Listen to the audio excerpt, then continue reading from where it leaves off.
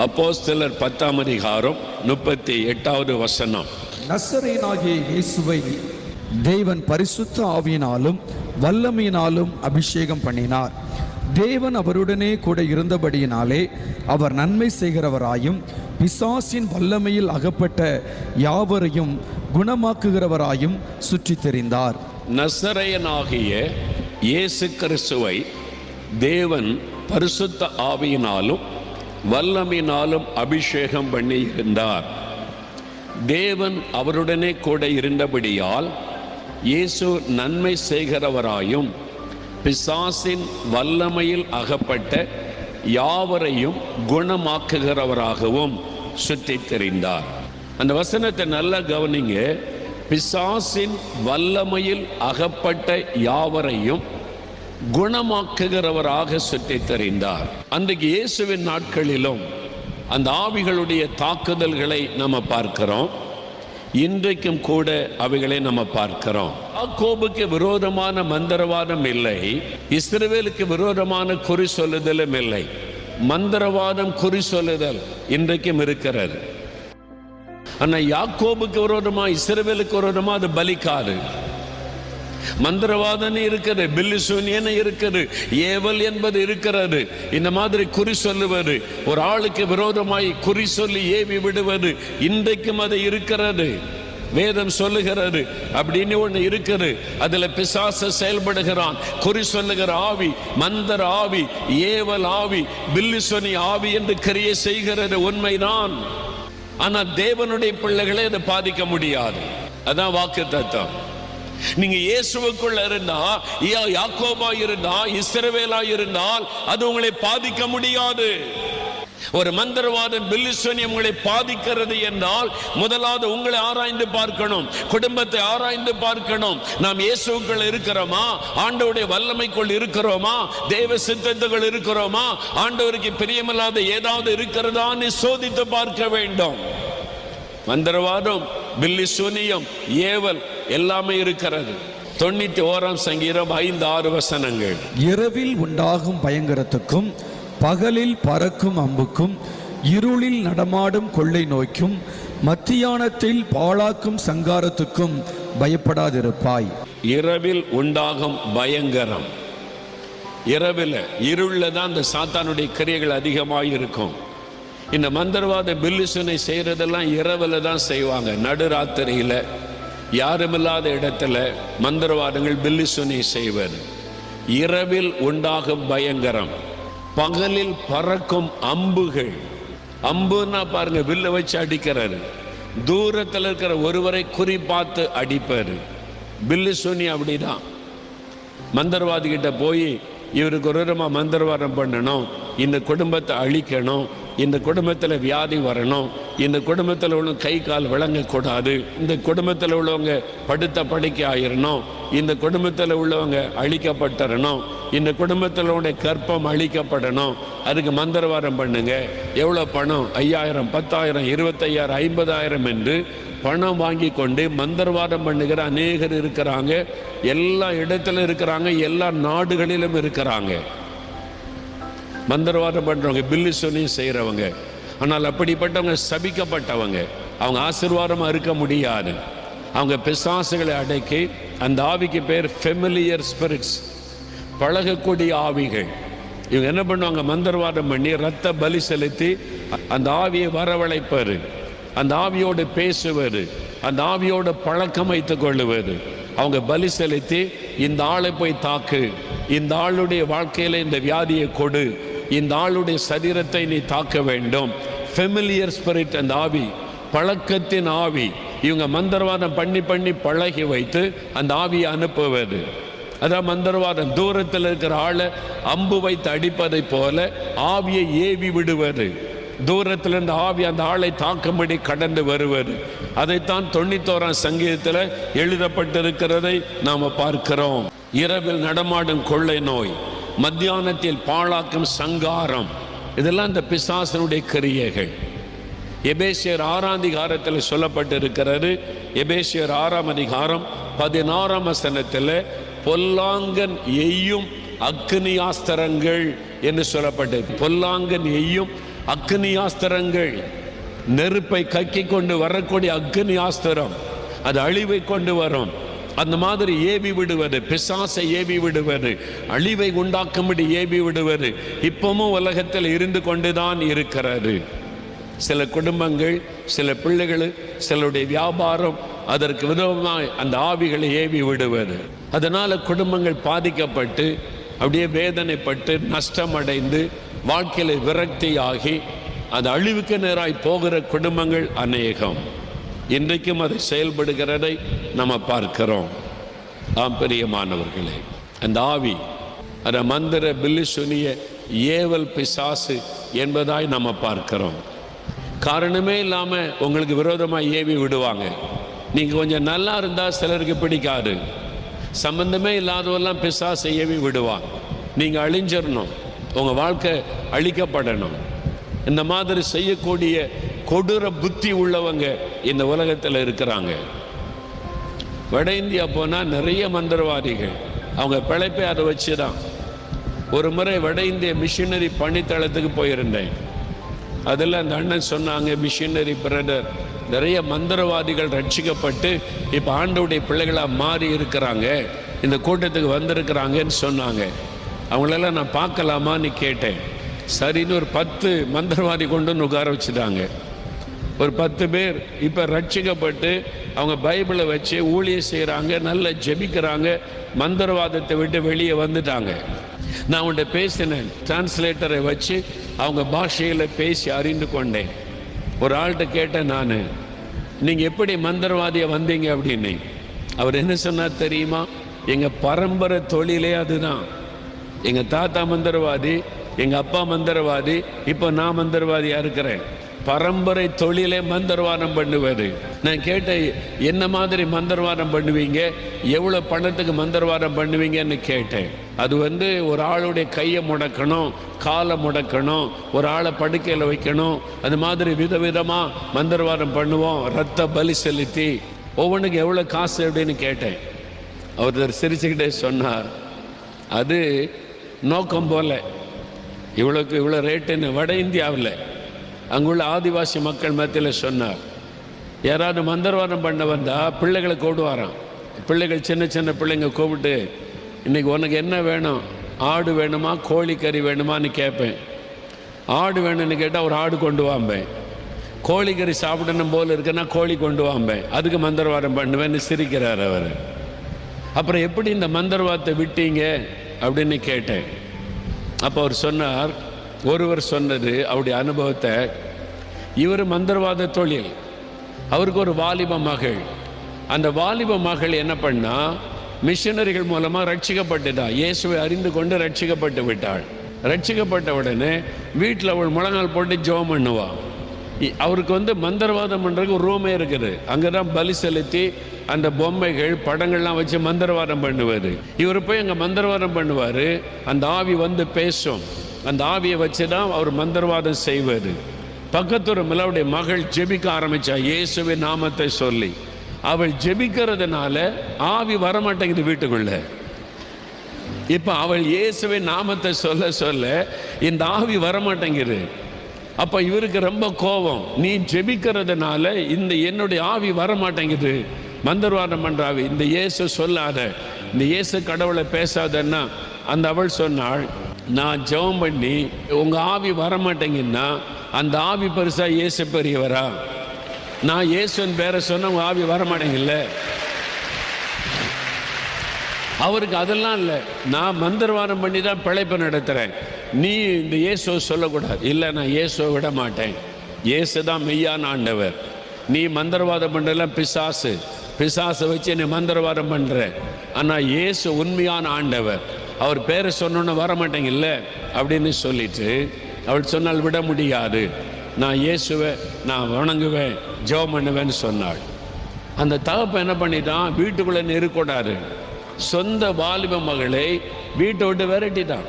நீ வீட்டில் இருக்காத, நீ இருந்தால் இந்த ஆவி வரமாட்டேங்குது, என்னால் மந்திரவாதம் பண்ண முடியலன்னு சொல்லி.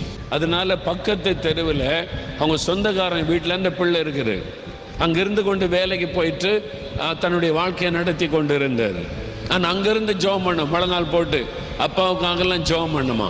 ஒரு நாள் இவர் பார்த்தாரு, இந்த மகளுக்கு விரோதமாக மந்திரவாதம் செய்து முடக்கிட்டா சும்மா இருப்பார்ல.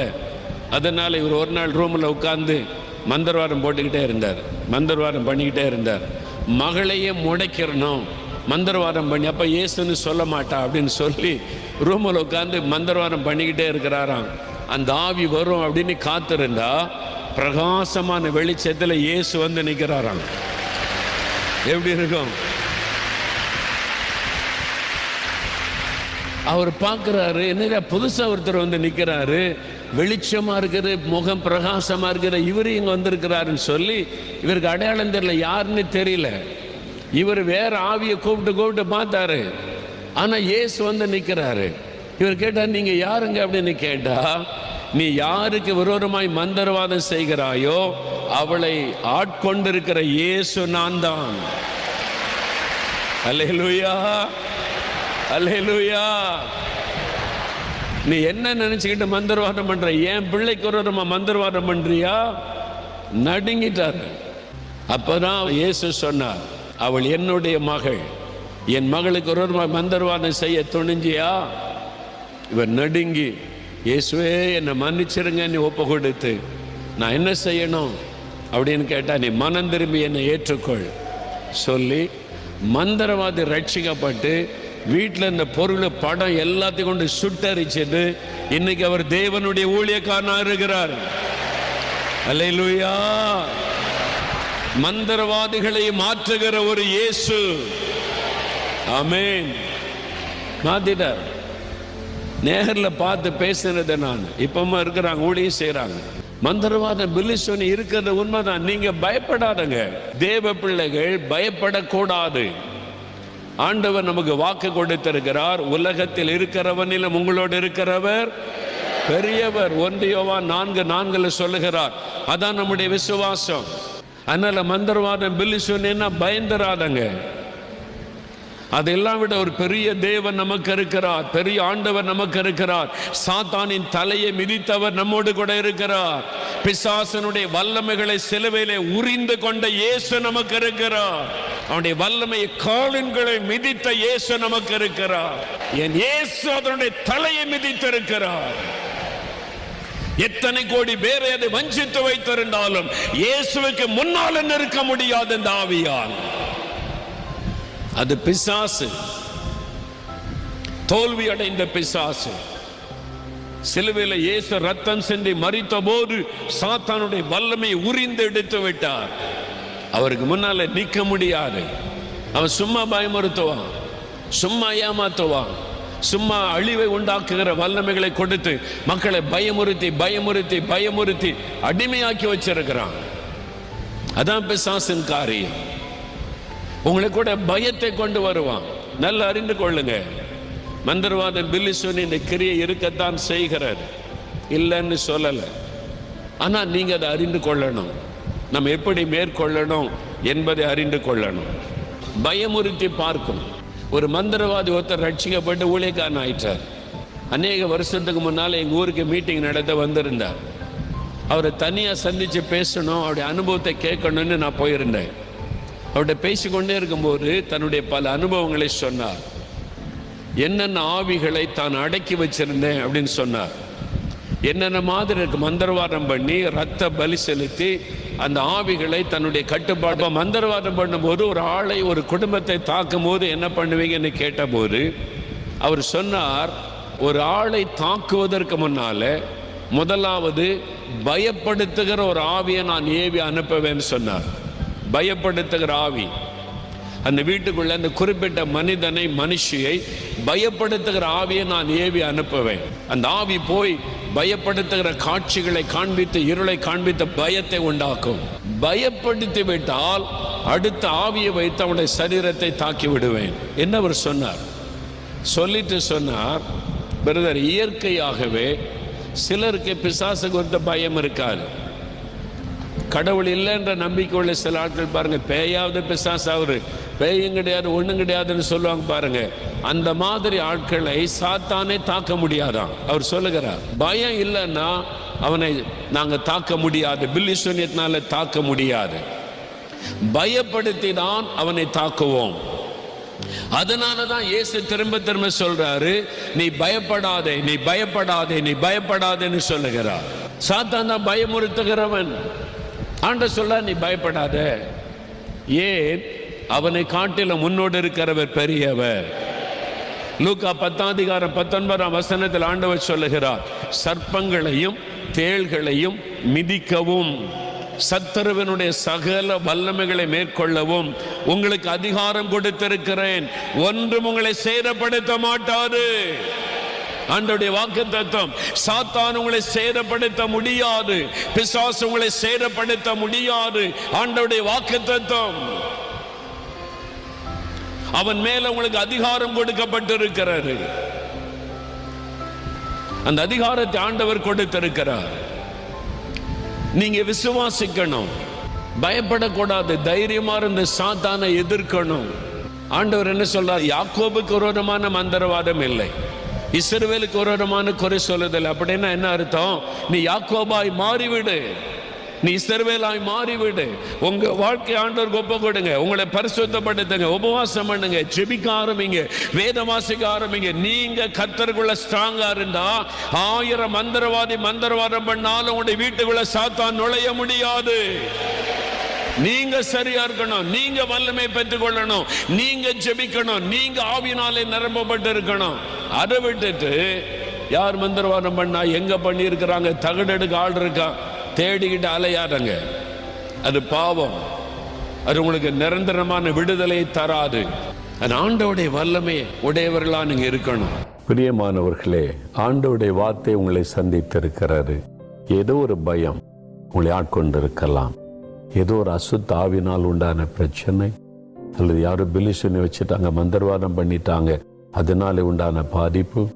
இப்படி ஏதோ ஒரு விதத்துல பிசாசினால, அசுத்த ஆவிகளினால பாதிக்கப்பட்டு நீங்க கலங்கின்னு இருக்கலாம். இன்னைக்கு உங்களுக்கு விடுதலை நாள். ஆண்டவர் உங்களோடு பேசி இருக்கிறார்ல. இப்ப நம்ம ஜெபிக்கலாம்.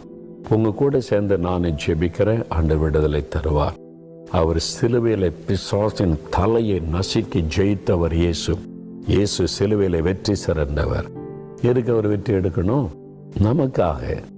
நமக்காகத்தான் சிலுவையில வெற்றி சிறந்தார். அதை விசுவாசித்து இப்ப ஜெபிக்கணும். இயேசுவின் நாமத்தை சொல்லி ஜெபிக்கணும். வாய்னால உங்களுடைய இயேசுடைய பெயரை நீங்க சொல்லணும். வாய் திறந்து இயேசுவின் நாமத்தில் இயேசுவே அப்படின்னு நீங்க சொல்லணும். அந்த பெயரை சொன்னாதான் விடுதலை.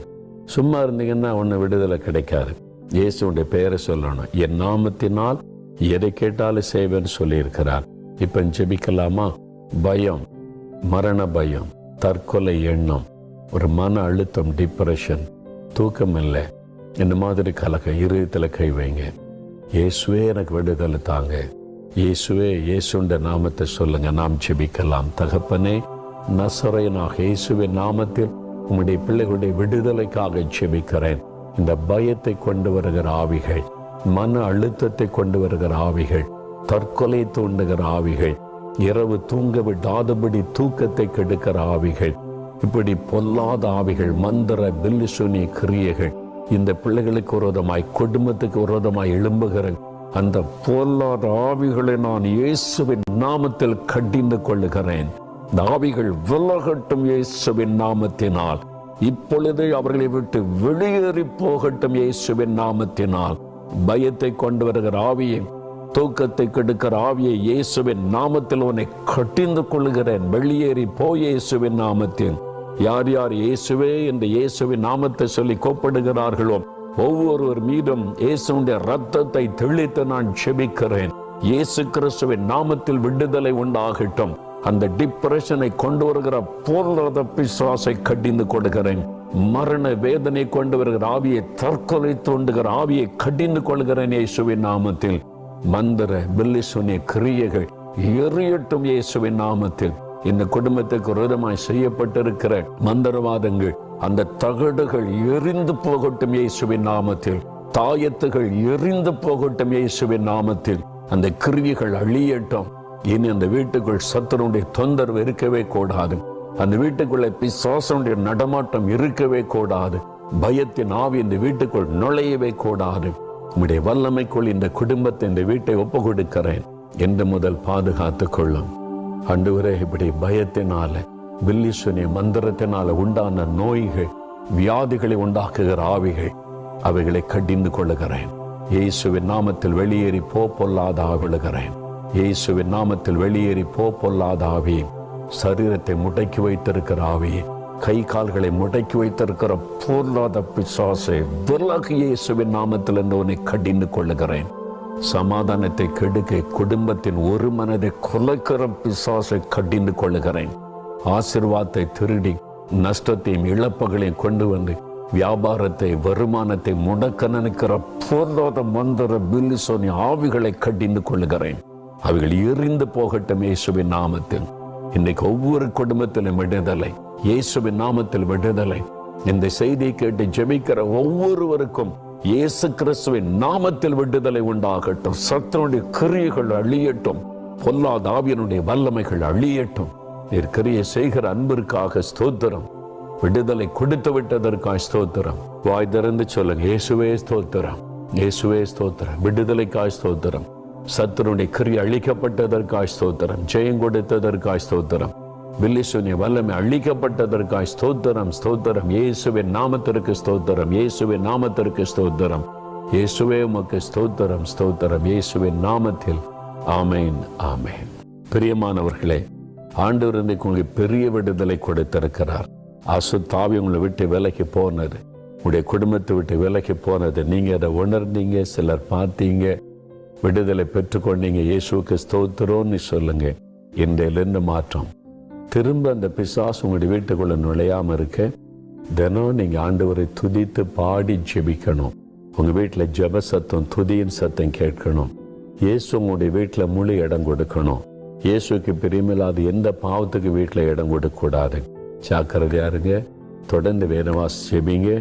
ஆண்டவருடைய கரம் உங்களோடு இருக்கும். நீங்க பெற்றுக்கொண்ட விடுதலையை எனக்கு தெரியப்படுத்துறீங்களா? நான் உங்களுக்காக தேவனை துதித்து ஜெபம் செய்வேன். ஆண்டவருக்கு நன்றி சொல்லுவேன். கர்த்தர் உங்களை தொடர்ந்து ஆசீர்வதிப்பாராக. ஆமென்.